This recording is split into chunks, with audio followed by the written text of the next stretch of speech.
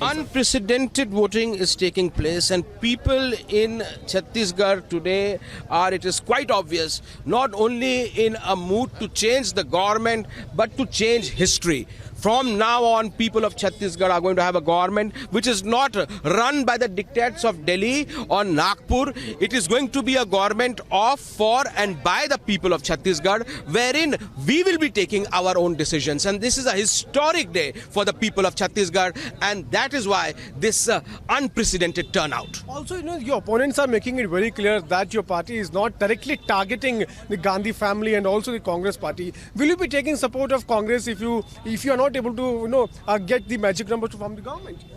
We are forming the government on our own. There is no question about it. And as far as the national parties are concerned, one party comes, leader talks about Rafale, another party comes, leader talks about Ram Mandir. Who is talking about the issues of Chhattisgarh? Our farmers are committing suicide. 30 lakh youth are unemployed. You are not talking about them. Polavaram Dam is being built. 200,000 people from Bastar are going to be submerged. They are going to be drowned. You are not talking about them. Mahanadi water, all of it is being taken by Odisha. Our farmers' fields are dry, scorching with drought. You are not talking about them.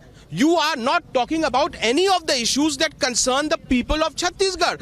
With due respect, Ram Mandir or Rafale can be issues for 2019, but 2018 Chhattisgarh must be about Chhattisgarh, and both the parties need to come clean. So Ram Mandir is not an issue for your party?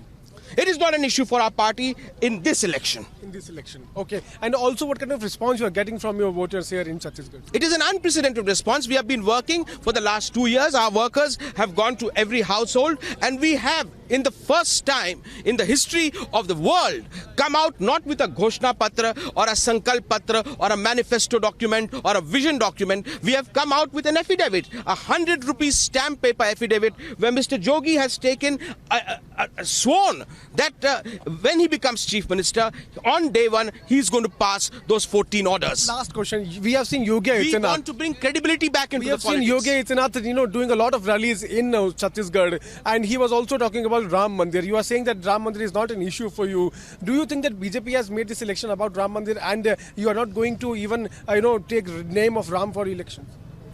In Chhattisgarh, no Modi, no Yogi, only Jogi. All right, my apologies. That was Amit Jogi, Ajit Jogi's son, speaking to us and highlighting how people are fed up with the BJP and the Congress, and claims that that's why the Janata, in fact, the JCC will be successful in Chhattisgarh and will be voted to power. He's also indicating at, of course, the record voter turnout that we witnessed in Phase 1. Phase 2, so far till 10 a.m., the voter turnout is about 12.54%.